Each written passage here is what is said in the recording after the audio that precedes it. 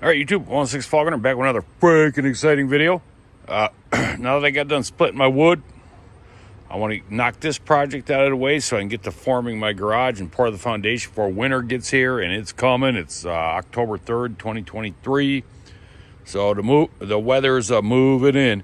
Anyways, so I was out walking little Edwin there a couple weeks ago, and this grill was out in front of somebody's house for free. It was a natural gas grill. It's a nice old Weber. I know nothing about freaking barbecue grills, just like I know nothing about wood splitters until the other day. I do all my cooking on a trash can right there, wood, charcoal, whatever. That's freaking a bulletproof way to cook. But anyways, I'm getting old. I'm like, hey, screw it. A freaking grill might be good, but the price of them in the stores are crazy. But anyways, whatever. So I snatched it up. I said, the guy said it all worked fine, this and that, blah, blah, blah. So I snatched it up. I figured I'd just convert it to propane and, off we go. Well, it was a little bit of a learning curve. There's a lot of stuff out there to convert propane to natural gas, but not much about converting natural gas to propane.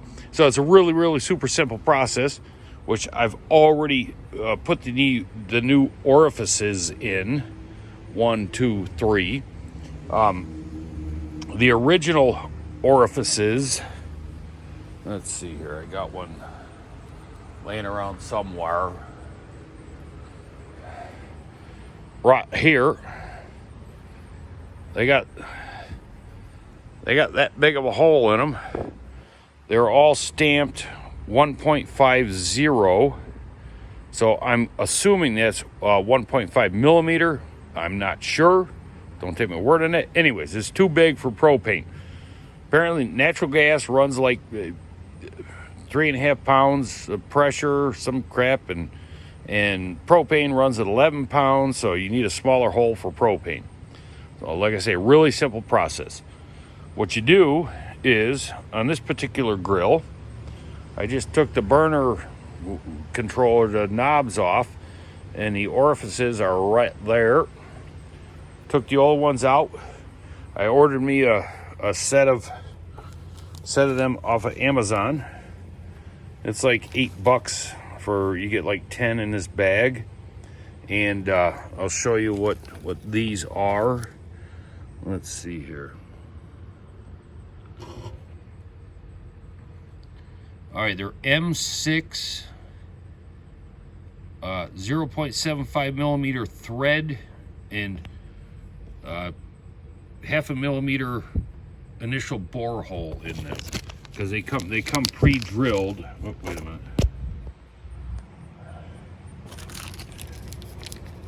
They come pre-drilled with a little pilot hole in there. So then what you do is you get yourself some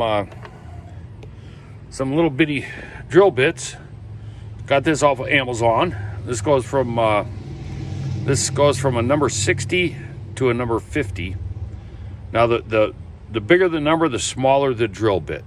But they do also have the fractional numbers on there. Let's see here. So there you see. Number 60 is 0.0400 down to 50, which is 0.0700. I ordered that, as well as a little pin vise drill right here. That's like $9. I have the number 57 in there right now, because that's the size I bored them out to. I started out at 60, the smallest one, and I worked my way up. Now, originally what I did was I did this one at 59, 58, and 57. 57 is the flow you need for this. Now, this here is rated at 36,000 BTUs, which you see right there. type of gas, natural, blah, blah, blah. So 36,000 BTU. So what I gleaned there with my internet searching is you break down that BTU number. This has 3 burner bars in there. So you split that in 3, so it's 12,000 BTUs per burner bar. Now, if you get a grill that has a separate side burner or two, that's their own number. The main grill itself, you just take the number of burners and divide that, and that's how you'll come up with the appropriate size hole to drill in the orifice. In addition to that, I went to Harbor Freight and got their very best Chinese $15 propane 5-foot hose with regulator on it. Right here, bloop, bloop, going into there. This grill, I'm not gonna be able to fit the propane bottle under the grill, so I'm going to have to leave it out, but I don't give a crap, because apparently online there they say these natural gas grills, you can pick them up cheap a lot of times because nobody buys them, because not that many people have natural gas. So anyways, this was just a project. I wanted to see if it worked. It works. I did take my compressor out right there and blow out the side tube here that sends the gas. This is the burner that you use to ignite, and then it goes around up there, blah, blah, blah, blah. And it wouldn't let these other ones ignite, because as you can see, she's not in the best of shape, so there was a bunch of shit in there, so I blew it out. But whatever, it works. They all light up. I have not tried to see if it's gonna light automatically yet, because I've been lighting that middle one with with my whatever, one of them clickers that lights up, and then that other one will light up by itself. So I gotta get this put back together, get them covers to go over it. I don't know if maybe that's got to keep the gas down to allow this to ignite, but I'm sure it's got to come across here and then poof like that and poof like that. So that's another story. But the process is very simple. Now, when I got these new orifices, they are not threaded as long as the originals. Thread's a little shallower, but the head's a little bigger. So, I mean, depth-wise. So I did put on them orifices some freaking pipe schnot on there, just to be sure.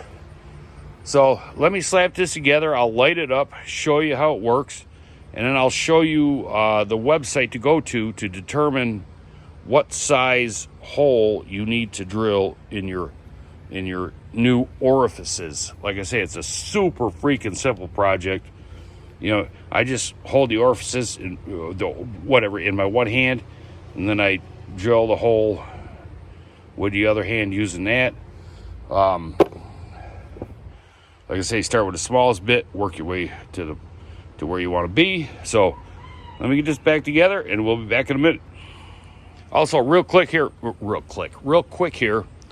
the screens that go on your gas tubes, I guess they call these things carburetors, so you can adjust your airflow. These screens were just absolutely packed with grease. So I pulled that off, cleaned them all out. I don't know how I was getting air before, but I got to throw that on, and I'll be back in a minute. All right, YouTube, so here we are. AndersonForester.com. They have this conversion chart. This is natural gas, and this is LP, liquid propane. So what you do is you find out your BTUs you're looking for, which in that case is 12,000 BTUs. And you just scroll till you find the 12,000 range. So like I say, originally what I did was I tried a 59, which is 11,742. That wasn't enough. I did a 58, and that still wasn't really enough. So then I settled on 57, which gives you 12,916 BTU output is what it's saying. Like I say, if you got side burners on there, you gotta do them orifices to whatever the BTU of the burner is supposed to be. So I mean, it's pretty simple, pretty cut and dry. So it goes over here, tells you the size drill bit, which is a 57. So we'll go to the top. Drill size, then the decimal, the fractional number. So when we're down here to 57, that's a 0.043. The next step, if you went to a 56, that would bump you all the way to a 15,000 BTU. So I think 57 is the last stop. I mean, like I say, it depends on your grill. So so there you go, man. Go to this freaking place and Anderson, what the?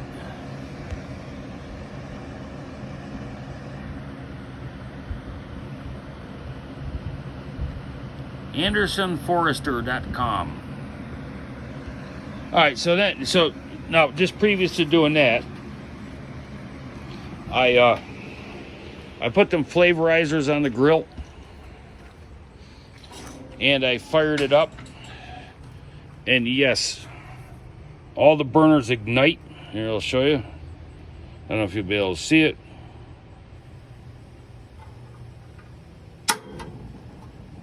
All right, the front burner lit. Now I'll do the middle burner.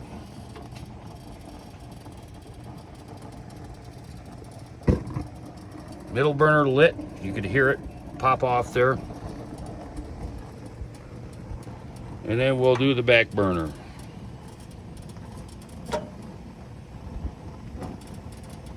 Back burner lit up right away. So yeah, you gotta have these flavorizers on there. So there you go, man. You know, find yourself one of these freaking grills. Easy peasy, man. Any questions? Whatever. See ya, bitches.